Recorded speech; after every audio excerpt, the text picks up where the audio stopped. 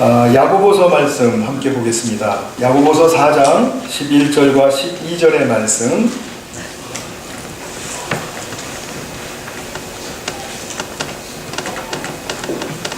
제가 봉독하겠습니다. 형제들아, 서로 비방하지 말라. 형제를 비방하는 자나 형제를 판단하는 자는 곧 율법을 비방하고 율법을 판단하는 것이라. 네가 만일 율법을 판단하면 율법의 준행자가 아니요 재판관이로다. 입법자와 재판관은 오직 한 분이시니 능히 구원하기도 하시며 멸하기도 하시느니라. 너는 누구이기에 이웃을 판단하느냐. 아멘. 우리가 살면서 정말 수많은 거의 무한대의 선택을 하면서 살아갑니다. 인간이 선택을 할 수 있다는 것은 인간만이 가지고 있는 큰 특권이 아닐까 싶습니다. 하루에 수천 번, 수만 번 이 선택의 특권을 활용하는데 아침에 깨면서부터 우리 선택하죠. 지금 일어날 것인가, 조금 있다 일어날 것인가. 저는 아침에 이제 일어나기 위해서 알람을 맞출 때 꼭 요즘 핸드폰으로 여러 개 알람을 맞춰 놓을 수 있기 때문에 2개를 맞춰 놓습니다. 먼저 이른 시간에 일어날 것인가, 조금 있다 일어날 것인가를 그 다음날에 선택하기 위해서 이렇게 합니다. 오늘은 그 2번째 선택을 하려고 이제 했는데 그 2번째 알람까지도 제가 못 들어가지고 낭패를 당했습니다.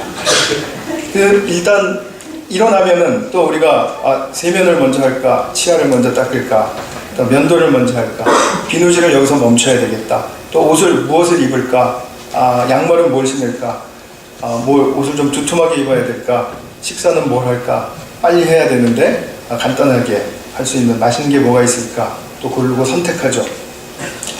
아침에 일어나서 불과 한 20분, 30분 정도 되는 시간에도 우리는 거의 수백 번 이상의 선택을 하는 것 같습니다. 의식적인 선택이죠.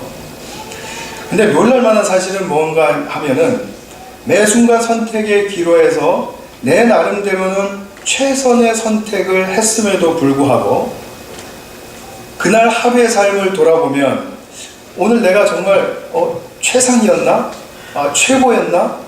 하는 그런 생각을 해보면 아닌 경우가 너무 많지 않습니까? 오늘도 뭐 그저 그랬구나, 뭐 별로였다, 뭐 그런 것도 생각이 안 나기조차도 할 수 있겠죠. 행운으로 내 선택을 떠나서 어떤 특별한 재미가 있었다라든지 아니면 어떤 선물이 있었다라든지 기대치 않았던 성취가 일어났다라든지 다 포기한 페이퍼인데 다 실리게 됐다고 이렇게 좋은 소식이 온다라든지 그러면은 그것 때문에 즐겁고 야 오늘 최고다 이게 엄지도 내세우고 할 수 있겠는데 일상에서 그냥 별다른 외부에서 주어지는 그런 선물이나 축복이 별로 없는 가운데서 내가 하루를 평범하게 살았을 때에도 나는 나름대로 최선을 다한다고 살았는데 돌아보면은 최선의 결과는 아닌 것 같다라는 그런 생각이 많이 드는 것 같아요.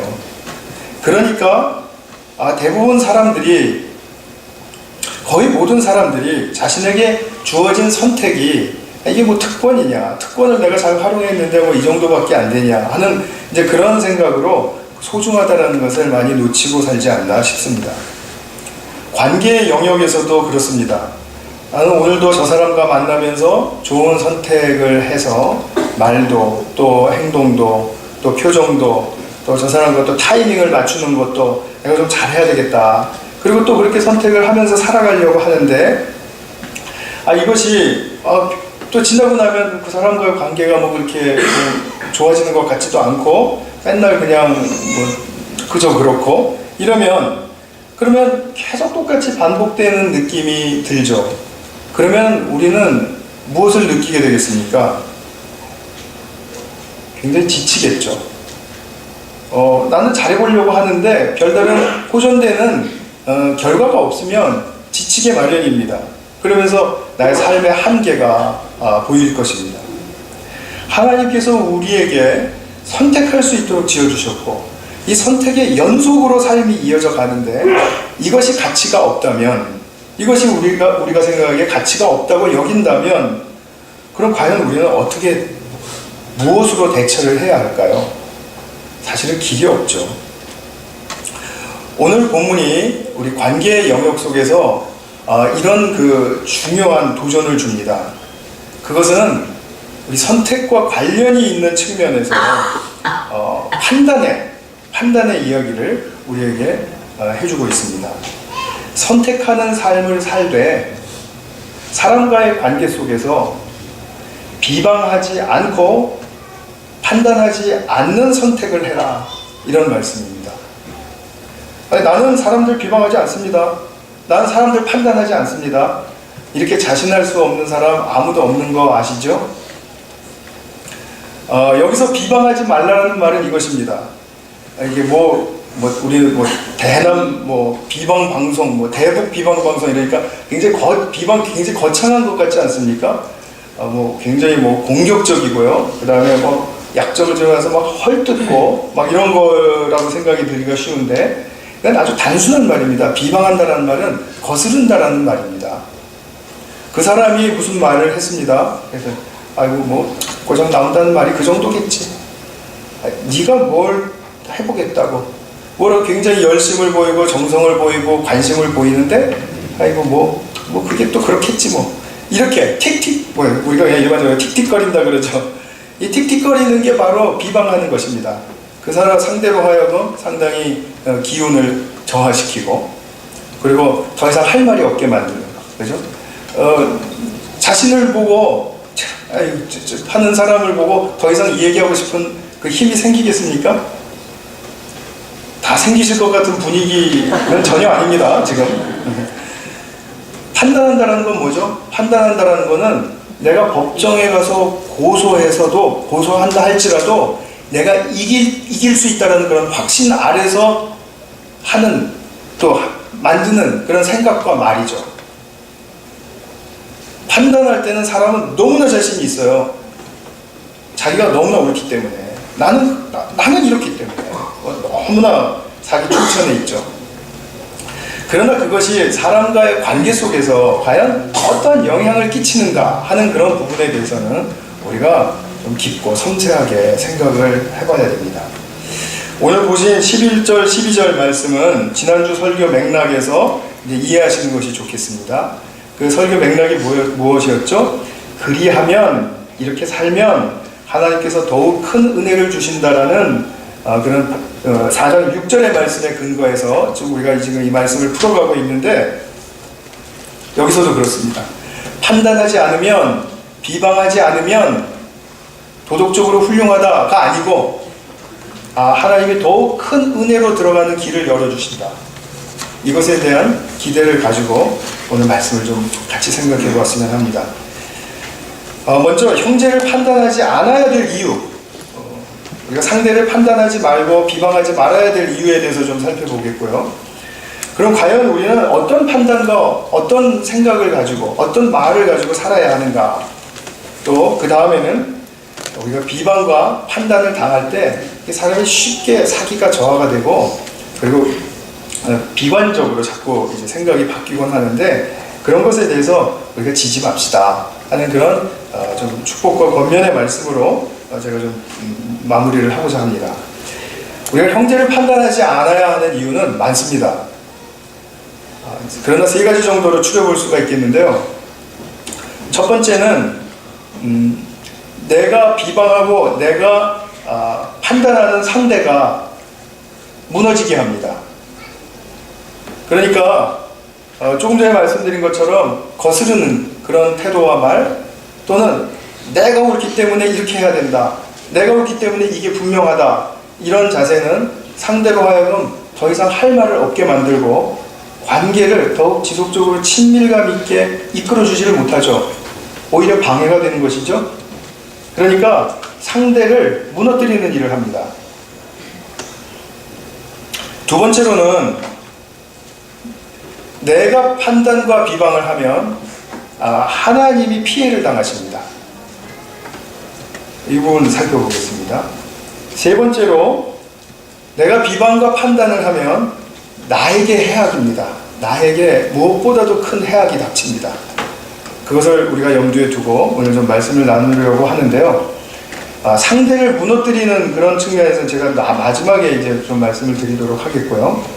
먼저 말씀드리고 싶은 부분은 형제 자매를 비방하고 판단하는 결과는 하나님의 명예를 실추한다 라는 측면에서 좀 살펴보고자 합니다. 이 말씀은 오늘 11절 말씀에 아주 쉽게 나와 있습니다. 11절에 보면은 형제들아 서로 비방하지 말라. 형제를 비방하는 자나 형제를 판단하는 자는 곧 율법을 비방하고 율법을 판단하는 것이다. 내가 만일 율법을 판단하면 율법의 준행자가 아니요 재판관이로다.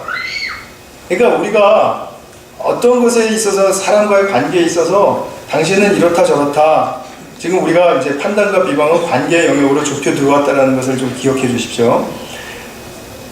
당신이 이렇다 저렇다 이렇게 비방하고 판단하게 되면 그럼 그것은 하나님의 자리를 꿰차고 올라가는 그런 행동이라는 것입니다. 그렇게 되면 하나님은 그 자리에서 나와 다투거나 싸우지 않으시고 뒤로 슬쩍 물러나십니다. 그리고 근심하십니다. 그리고 하나님의 은혜와 사랑으로 나에게 어떻게 다가올 것인가를 기다리시고 그리고 나를 주시하고 계시죠.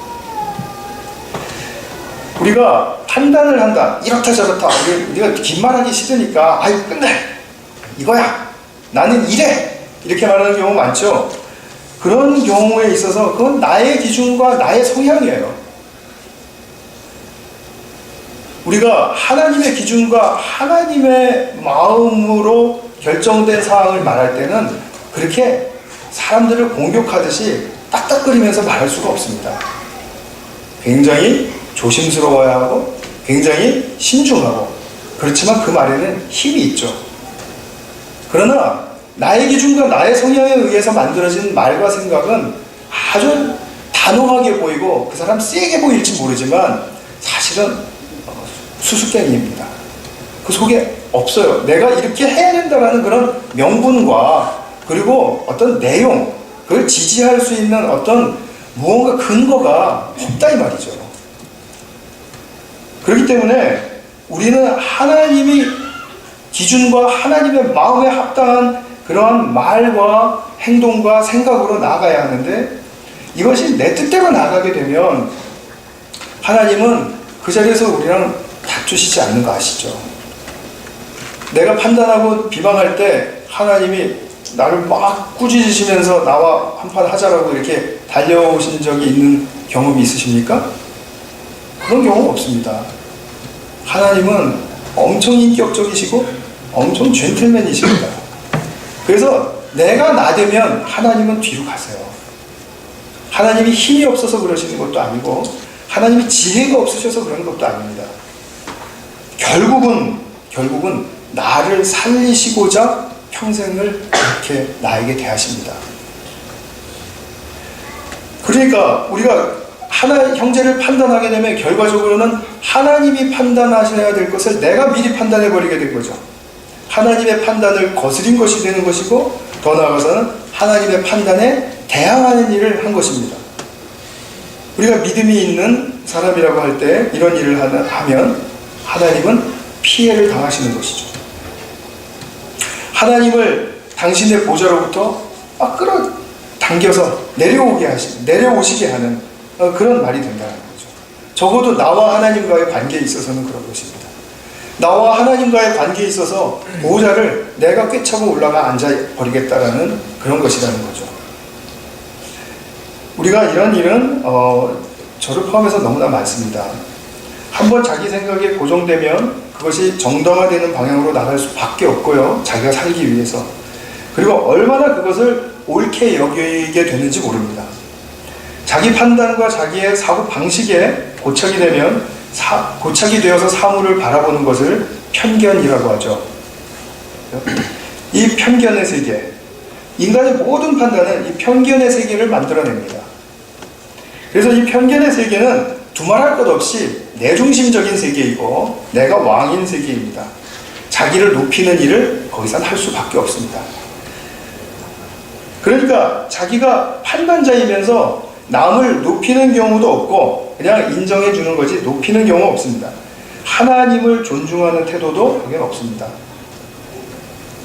따라서 자신은 올라가고 하나님은 내려가시고, 그래서 하나님과 내가 소외가 되는 슬픈 일이 벌어지는 것이죠. 사도 바울은 이것을 가지고 성령을 근심케 하지 말라, 에베소서 4장 30절에서 이렇게 말씀했습니다. 자기 판단에 빠지면 성령께서 근심하시는 것이 의식이 되시나요? 냉철하게 한번 생각해 보십시오. 내 판단에 빠질 때 성령께서 근심하시는 것이 별로 중요한 사안이 될 수 있겠습니까? 말씀이 좀 이상했죠? 하나님을 사랑한다고 우리는 다 입술로 또 생각으로는 다 이렇게 올려드리는데, 정상적으로는 하나님의 근심이 내게 느껴지지 못하고 임하지 못하는 그런 모순적인 삶, 그것이 발생한다는 것입니다. 두 번째로는 제가 말씀드리고 싶은 것은, 형제를 판단하고 비방하는 것은 자신에게 해악이다라는 사실입니다. 말씀드렸지만 내가 무엇을 입을까 이런 것, 일상적인 것에서 판단하고 선택하는 것은 나쁜 일은 아니에요. 도덕적으로 나쁘지 않습니다.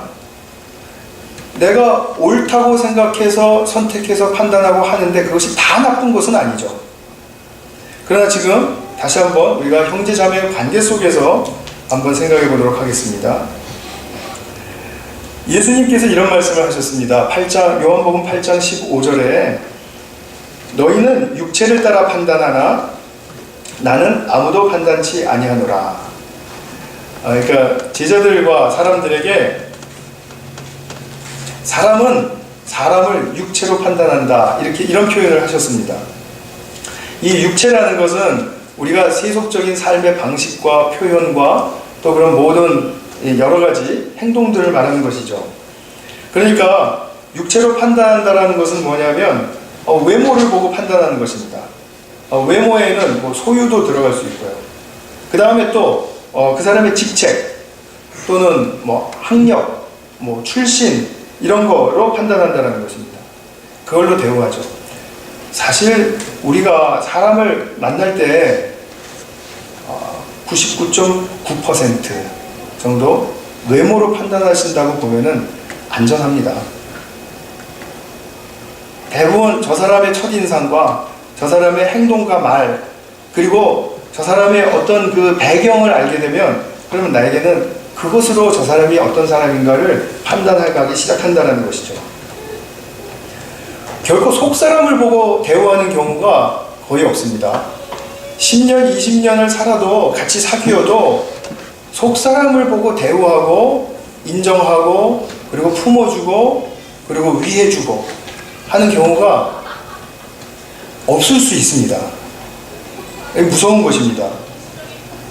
우리의 속사람은 매우 어리고 미숙하거든요.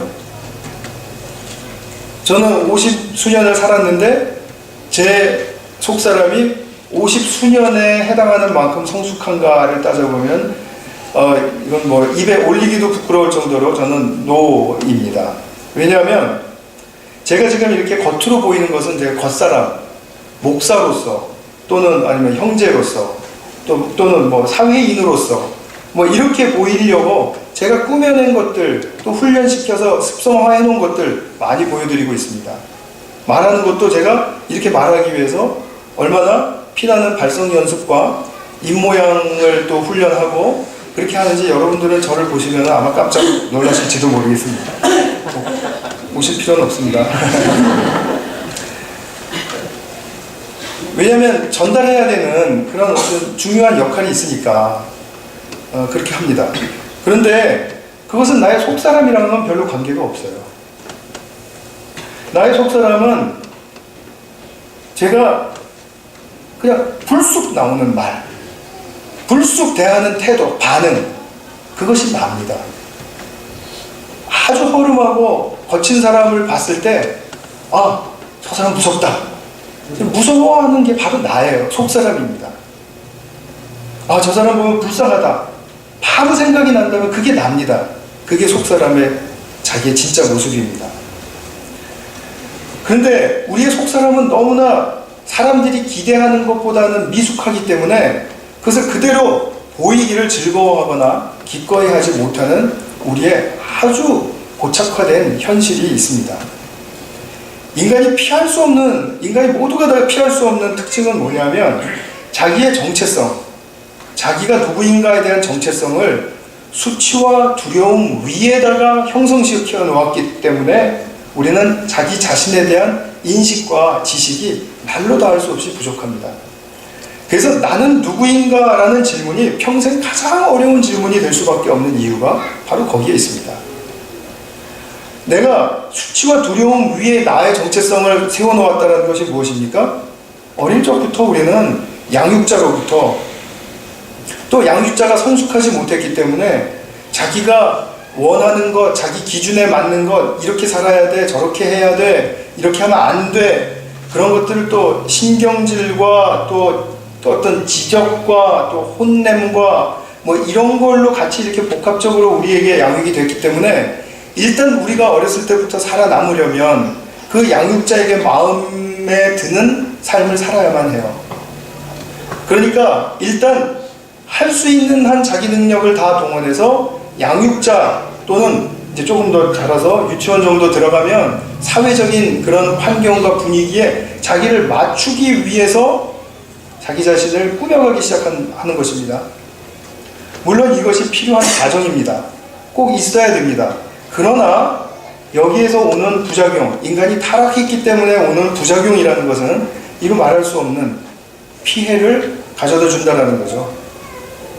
그러니까 자기의 깊은 욕망이나 내가 하고 싶은 말과 행동들, 나는 이렇게 하는 게 좋은데, 나는 이렇게 하고 싶은데 하는 그런 스타일에 관한 것들이 깊이 감추어지게 되고, 그리고 가능한 한 창피당하지 않기 위해서, 최소한도로 창피당하지 않기 위해서, 또 더나 혼나거나 지적당하지 않기 위해서 자기를 가꾸어 갔기 때문에 우리는 이 내가 망신당하면 안 된다라는 그런 수치감 위에 내가 누구인지를 계속해서 만들어 왔습니다.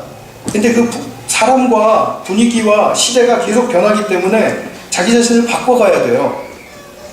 그래서 옛날에는 이렇게 하면 안 됐던 거를 요즘은 해도 된다는 그런 게 있으면 또 거기에 맞춰서 바꿔갑니다. 마치 카멜레온처럼 색깔을 변조시키면서 자기 자신을 만들어가는 것이죠. 그리고 이것이 나다라고 얘기합니다. 그리고 가장 인정받기를 원하는 것은 나의 최종적으로 성공한 모습이 바로 나라는 것으로 나타내기를 원해요. 나는 이렇게 열심히 살아서 이런 일을 이렇게 이룬 사람으로서 인정받기를 원해요. 그러니까 결국은 내 속에 있는 진짜 나는 계속해서 음지에 숨겨져 있는 것이고 감추어져 있는 것이죠. 예수님께서 아무도 판단하지 않으신다라는 말은 우리의 겉으로 보이는 우리가 99.95%를 보는 그 조건들과 그 어떤 우리의 겉모습, 겉사람 이것을 보시지 않는다는 뜻입니다. 그것으로 판단하시지 않는다는 뜻입니다. 예수님께 오직 관심이 있는 것은 우리의 속사람입니다. 우리의 속사람. 그러면서 예수님은 아이고 너 속사람이 이 정도냐? 아이고 참 정말 그런데 내가 봐줄게. 이러시는 게 아니라 예수님이 우리를 그대로 안아주시고 인정해 주시고 그리고 격려하시고 위해 주신다는 거죠. 이 사건이 없는 사람은 이 세상에 아무도 없습니다. 근데 우리는 그것을 인식하지 못하고 인정하지 않고 때로는 거부하기 때문에 계속적인 문제가 발생한다라고 보셔도 됩니다. 예수님이 나를 보실 때, 각자 우리의 자신을 보실 때 다른 사람들이 나를 보는 것처럼 이런 어떤 기준에 의해서, 겉사람의 기준에 의해서 보시고 또 정죄하시고 너는 좀 성숙해져야 되니까 너는 좀 혼나야 되겠다. 너는 좀 약간 손을 좀 내가 봐줘서 고쳐놔야 되겠다. 이렇게 하신다면 그건 인간이 하는 것과 똑같은 행위죠. 그런 식의 정죄와 비판으로 우리를 결코 양육하지 않으시고 우리를 길러가지 않으십니다. 그런 식으로 우리를 상대하지도 않으십니다. 그래서 로마서 8장 1절에서 그리스도 예수 안에 있는 자에게는 결코 정죄함이 없다. 적어도 이런 말씀이죠. 예수님이 보시기에는 네가 어떤 잘못을 했고 어떤 부끄러운 모습이 있어도 내겐 문제가 되지 않는다 라는 말씀이죠. 내가 진짜 사랑하면 사랑할수록 그 사랑하는 대상에게 있어서 나의 사랑의 정도가 그 사람이 잘못하고 잘하고에 달려있지 않은 것을 우리가 볼 수 있는 것처럼 그것보다 훨씬 더 최상의 그런 어떤 수준으로 보시면 예수님이 우리를 어떻게 받아주시고 어떻게 이끌어 가시는가를 우리가 아실 수가 있을 것입니다. 자, 그러면 원점으로 얘기를 돌아가서 형제를 비방하고 판단하는 것이 왜 자신에게 해가 됩니까? 예수님께서 행하시고 보이신 이러한 참사랑의 세계를 보지도 못하고 또 배우지도 못하고 행하지도 못하게 하는 것이 바로 내게서 튀어나오는 비방과 판단이기 때문에 그런 것입니다. 비방과 판단은 결코 참사랑을 할 수 없게 만듭니다. 아주 거의 대적하는 행위라고 보셔도 됩니다. 비방을 하면서 그래도 나는 당신을 사랑한다? 말이 안 되는 것입니다. 사람이 감정적인 언어가 훨씬 더 중요하다고 지난 3장 강의할 때 말씀드렸었죠. 내가 아무리 사탕발림이 있는 말과 이렇게 해도 제가 얼마 전에도 영혼 없는 대답을 했다가 자매들한테 좀 혼이 났는데 영혼 없는 대답 귀신이에요. 어떻게 그렇게 빨리 아는지 모르겠어요. 그래가지고 제가 좀 이렇게 좀 힘들었거든요. 근데 이제부터 영혼이 있는 대답을 해야 됩니다. 이제 영혼을 지금 제가 길러가고 있는 중입니다. 근데 어쨌든 간에 이 판단과 비방, 이 영혼 없는 말과 행동은 참사랑을 가능하게 하지 않습니다. 오히려 참사랑에서부터 훨씬 멀어지게 만듭니다. 왜냐하면 참사랑의 흉내를 내면서 사랑하고 있다라는 착각을 하게 되면 그 착각은 아무도 못 말리는 착각이 되는 것입니다. 누가 그것을 제대로 잡아줄 수가 있겠습니까? 우리는 판단하기에 또 때로는 비방하기에 너무나 익숙해져 있기 때문에 서로의 동감을 할 수 있는, 서로의 아픔을 나눌 수 있는, 지난주에 말씀드렸죠. 아픔 속에서 서로 받아주고 그리고 따뜻한 눈으로 통할 수 있는, 진심으로 그의 장점을 볼 수 있는 그러한 것들이 다 차단되어 버립니다. 비방과 판단은 그런 것입니다. 그래서 우리가 오래 살면 살수록, 오래 사귀면 사귈수록 더 따뜻한 눈으로 더 그 사람의 장점을 봐주고 이렇게 해야 되는데 점점 더 편해진다라는 명목으로 그것이 잘 되지 못하는 경우가 아주 비일비재하지 않나요? 우리가 계속해서 당신은 이런 사람이야 이렇게 자꾸 판단하기 때문에 참사랑으로부터 멀어진다는 거죠.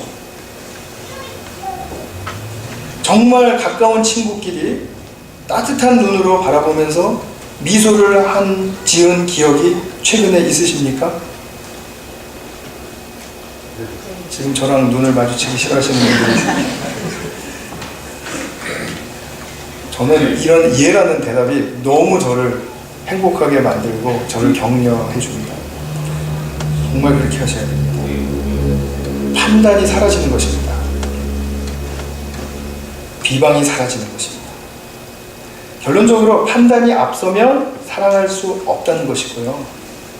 사랑이 없으면 삶의 힘을 얻지 못하기 때문에 지치고 자기 자신이 시리에 빠지고 내가 왜 이렇게 살지 회의가 들고 그럴 수밖에 없고, 그렇게 회의가 들고 나면 다른 사람과 하나됨을 이룰 수 있는 그 모든 조건과 힘을 다 놓쳐버리게 되는 것입니다.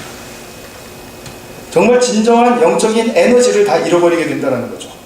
그리고 내게 남아있는 에너지는 무엇을 위해서 사용하나요? 겉사람의 조건을 더 잘 만들어 놓기 위해서. 그래서 나의 에너지를 다 쓰죠. 그러면 두 번째로 우리가 어떤 판단을 해야 합니까? 라는 질문이 생깁니다. 우리가 어떤 판단을 안 할 수가 없는데, 그죠? 그럼 어떻게 우리가 살아가야 합니까? 라는 측면에 대해서 어떤 선택을 해야 합니까? 라는 질문이 더 맞을 수 있겠네요. 우리는 사람에 대해서나 사건에 대해서나 아니면 뭐 정치나 경제나 또 사회의 본질에 대해서 또는 현상에 대해서 잘 알지 못하면서 정말 참 많은 말을 하고 살죠. 그 중에서도 가장 나쁜 말은 사람을 정죄하고 판단함으로써 화목과 평화를 깨는 말입니다. 저를 포함해서 나는 절대로 안 그래, 이렇게 누구도 장담할 수 없습니다.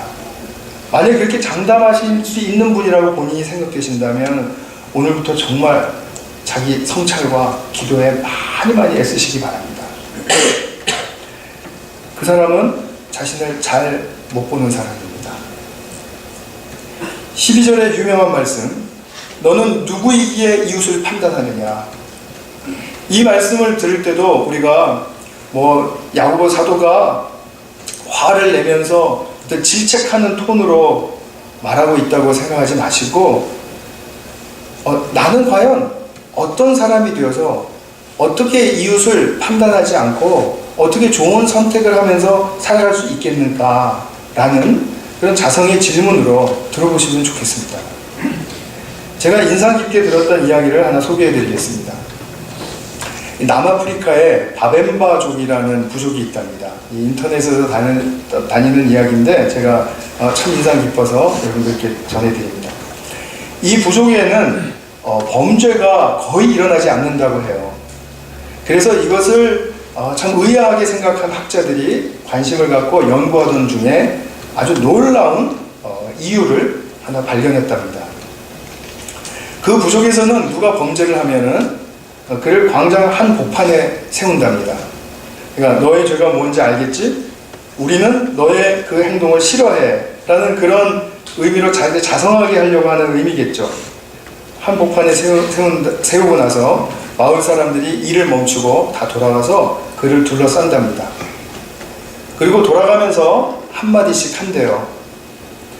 근데 한마디씩 하면서 비난이나 아니면 돌을 쏟아붓는 것이 아니라, 던지는 것이 아니라 그가 잘했던 선행, 그의 장점, 그에게 감사하고 싶은 것들, 과거에 그에게 감사하고 싶었던 것들을 한마디씩 한다고 합니다.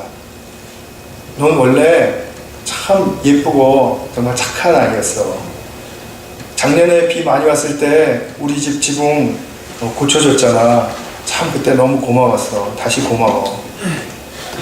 이렇게 칭찬의 말을 쏟아내다 보면 죄를 자각하는, 그 죄를 지은 사람이 죄를 자각하면서 그런 말을 들으면 흐느끼고 울기 시작한다는 거죠.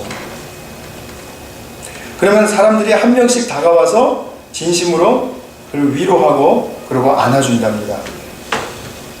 너는 우리와 꼭 같이 있어야 될 사람이야. 너는 앞으로 살아갈 때 부끄러워할 필요가 없어. 너는 너대로 살면 돼. 너는 우리에게 굉장한 소중한 의미가 있는 거 알지? 우리는 너에 대해서 이렇게 기억하고 있잖아. 이런 메시지와 함께 한 사람씩 그를 안아준다는 거죠. 그렇게 칭찬이 끝나고 나면 거기서 끝나는 것이 아니라 그가 새 사람이 된 것을 인정하고 축하하는 축제를 벌려준답니다. 그리고 이제 끝을 맺는다고 하는데, 중요한 건 그 부족에게 이제 이런 축제를 하는 일이 극히 드물어졌다는 사실입니다. 인간 사회에서 이렇게 한다라는 말 들어보신 적 있습니까? 현대 사회에서, 물질 사회에서, 자본주의 사회에서, 또는 공산주의 사회에서 이런 말 들어보신 적 있습니까? 저는 이 이야기를 들으면서 정말 세상에서 가장 위대한 공동체의 이야기이다, 이 생각을 했습니다. 이것이 우리에게는 불가능할까요? 우리는 상대가 잘못하면 저 사람을 야단을 치고 혼을 내주고 그리고 거기에 상응하는 형벌을 내려줘서 따끔한 맛을 보게 해서 다시는 그런 짓을 못하도록 고쳐놔 버려야 해 하는, 고쳐놔야 한다라는 그 우리의 생각이, 내가 아니면 우리가 고쳐야 한다라는 그런 생각이 크게 공감될 때 그것은 아주 잔인한 사회가 되고 민족이 되는 것이죠. 그러면서 우리는 항상 그러죠. 다 너 잘되게 해주려고 하는 거야. 이렇게 살면은 성공 못해. 이렇게 살아야만 우리가 너를 기뻐할 수 있는 거야. 그리고 너 인정받을 수 있는 거야. 이렇게 얘기하죠. 이렇게 하기 위해서 우리는 잠깐의 시간이라도 감정이 상하는 것을 감수합니다. 인격적 교류를 포기합니다. 다 더 잘되게 해주기 위해서예요. 그리고 바른 말과 지적이 필요하다고 생각합니다. 근데 이렇게 하는 것은 일단 사랑의 길을 선택하기를 포기했다고 보시면 됩니다.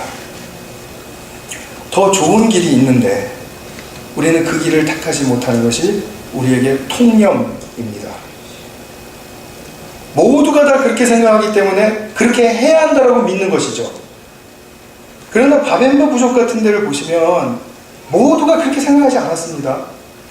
아마 이것이 시작되기 위해서 어떠한 사건이 있었는지 우리 아무도 모르지만, 그러나 공동체 전체가 다 이것이 바르게 공동체를 만드는 길이고, 이것이 바로 저 사람과 우리가 하나 되는 길이고, 이것이 우리가 함께 행복해지는 길이다, 축복받는 길이다, 이것을 알았다면 우리는 오늘 가정에서부터, 목장에서부터, 교회에서, 또 직장에서 이것을 염원하고 이것을 위해서 기도하면서 살아가는 그런 하나님의 진정한 사람이 되어야 되겠죠. 그리고 마지막으로, 또 시간이 많이 갔는데요, 인내하시고 참아주시면 감사하겠습니다. 비방과 판단을 우리가 당하게 되는데 비방과 판단에 지지 맙시다 라는 말씀을 드리고 싶어요. 말씀드린 것처럼 비방당하고 판단당하면 너무 아프기 때문에 내 삶이 망가집니다. 하루를 내가 어떻게 살았는지 모르게 참 힘들어지고, 그리고 생각은 계속 그 비방의 말과 판단의 말밖에는 나를 지배하는 것이 없을 정도로 그렇게 참 힘들어지게 되는 것이죠. 근데 이 비방과 판단이 상대에게 끼치는 영향은 그야말로 죄에 가공할 만한 그 영향력입니다. 결과예요. 죄라는 것이 뭐라고 했죠? 단절, 소외, 분리, 이런 것이죠. 죄란 하나가 되지 못하는 것이 죄입니다. 그래서 비방과 판단의 결과, 따로 서자는 것이니까, 비방하고 판단하는 건 따로 서자는 것이니까, 이것의 결과는 환멸과 실망, 위축과 눌림, 혐오와 중호, 또 내게서 일어나는 분노와 또 그것에 따라오는 우울, 냉담과 무관심, 보복과 응징, 거절과 의절하자, 거절하다가 이제는 의절하자, 끊자, 이런 것까지도 포함될 수 있겠죠. 근데 결코 우리가 사는 동안 나에게 그치지 않을 이 비방과 판단에 대해서 언제까지 이런 결과를 내 삶에 생산해내면서 넘어지겠습니까? 우리 정말 위인전을 보시면 알겠지만 어떤 위대한 인물, 존경받는 세계적인 인물도 비방과 판단을 받지 않았던 사람은 한 사람도 없습니다. 그래서 저는 여러분들께 이 말씀을 드리고 싶어요. 과연 예수님이 나의 주님이시고 예수님이 분명히 내 곁에서 살아계신다면 나를 비방하고 판단하는 사람 편에 서실까요? 아니면 비방당하고 판단당하는 내 편에 서실까요? 답은 뭐 너무나 잘 아시죠? 판단당하는 사람의 영적인 이제 역량과 자질만이 여기서 조금 성장하면 되는 것입니다. 비판하고 판단하는 사람의 자리에는 예수님이 서 계시지 못한다고 앞서서 말씀드렸죠. 자, 그렇다면 비판당하고 판단당하는 사람의 입장에서는 내가 영적으로 새로운 눈을 뜨고 나의 영적인 자질이 조금 더 도약하면, 그러면 내가 예수님의 사랑의 승리의 도구가 될 수 있다. 이것을 분명히 믿을 수 있어야 되는 것입니다.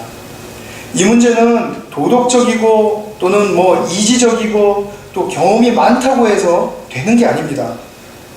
나와 함께 하시는 예수님과 깊은 교감과 만남이 있으면 되는 것입니다.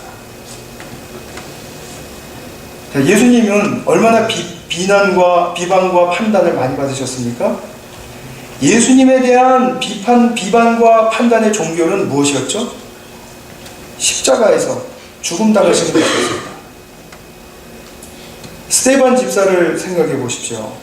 스데반 집사도 비방과 판단을 엄청 받다가 그 종결로 돌에 맞아 죽었죠. 그럼 우리가 이 두 분의 죽음을 통해서 배우는 것이 무엇입니까? 비판과 판단을 하는 자들을 두고 저들은 지금 자기가 무엇을 하는지를 몰라서 저러는 것입니다. 그러니까 우리가 어떻게 생각할 수 있겠습니까?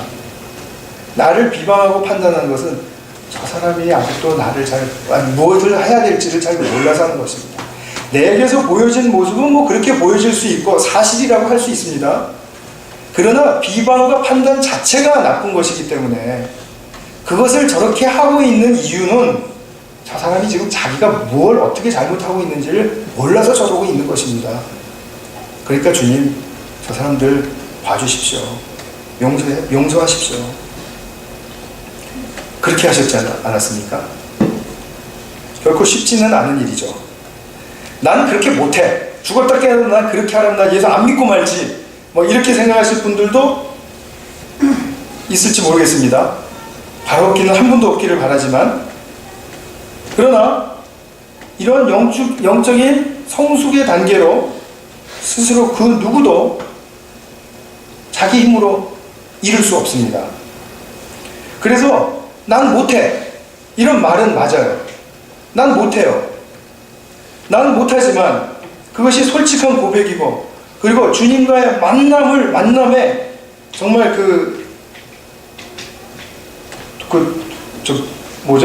이그니션 하는 거, 점화하는, 주님과의 만남의 선에 점화하는 바로 그러한 도구로 사용되어진다면 난 못합니다, 주님. 그리고 무엇을 구할 수 있겠습니까? 도와주십시오. 전 못합니다. 그러면서 우리가 첫걸음을 띄어야 하는 단계가 뭐냐면, 내가 나를 비방하고 나를 판단하는 상대에 대해서 내가 비방하지 않고 내가 판단하지 않는 것입니다. 이것이 첫 걸음입니다. 내가 비방과 판단을 하지 않게 되기 위해서는 나 대신 비방과 판단을 다 받으신 예수님께서 너 때문에 내가 이 지경이 됐어라고 그렇게 말씀하시지 않고, 내가 널 사랑해서 이 비방과 판단을 내가 지금 다 받아내고 있단다. 깊은 곳까지 내가 다 받아낼게. 그러니까 이제는 나와 함께 십자가에서 죽자. 나와 함께 죽으면 새로운 세계가 열린다. 새 생명의 부활이 일어난다. 우리 그거 믿고 살자. 이렇게 말씀하실 것입니다. 그런데요, 내가 남을 비방하지 않고 판단하지 않는 사람이 되는 것, 그것이 엄청나게 큰 영적인 도약입니다. 사실은 제가 아까 조금 요만큼 더 올라가면 된다라고 말씀드렸지만, 사실은 요만큼에 해당하는 것이 하나님 나라에서는 엄청난 상승 효과와 엄청난 시너지 효과를 가져오게 됩니다. 이것이 우리에게 열어주는 그 큰 축복의 세계는 이루 말할 수가 없는 것입니다. 그런데 문제는 이것이 결코 자연적으로는 되지 않는다는 거죠. 내가 비방하지 않고 판단하지 않는 사람이 되는 것은 자연적으로는 되는 것이 아니다. 나도 똑같이 비방할 수 있고, 그럼에도 불구하고 맞서지 않고 오직 이렇게 그리스도의 이름 안에서 그냥 그것을 다 당해내면 더욱 큰 은혜를 입게 된다라는 것이죠. 그래서 베드로서 4장 14절에 보시면 베드로가 이런 말씀을 합니다. 너희가 그리스도의 이름으로 치욕을 당하면, 치욕을 당한다는 것은 비방받는다라는 것, 판단받는다라는 것, 다 그 말 같은 맥락 속에 있죠. 그리스도의 이름으로 치욕을 당한다 하더라도 비방하지 않고 판단하지 않으면 복 있는 자로다. 더욱 큰 은혜가 넘치게 된다. 그것은 결국 무슨 말입니까? 더욱 큰 은혜의 실제는 뭐죠? 영광의 영, 하나님의 영이 너희 위에 계심이라. 그것은 그냥 우리가 당연한 거 아닙니까? 이렇게 생각하시면 안 됩니다. 하나님의 영이 나와 함께 하실 때 이렇게 부어주시는 평강과 위로와 격려와 너끈함과 그리고 크게 되는 그런 축복이 우리 위에 임하게 된다는 것입니다. 우리 모두가 이러한 하나님의 영광의 영이 함께 하실 것이라는 약속을 굳게 믿고 비방과 판단을 멀리하는 저와 여러분이 되시기를 간절한 마음으로 축원드립니다. 제가 한번 기도하겠습니다.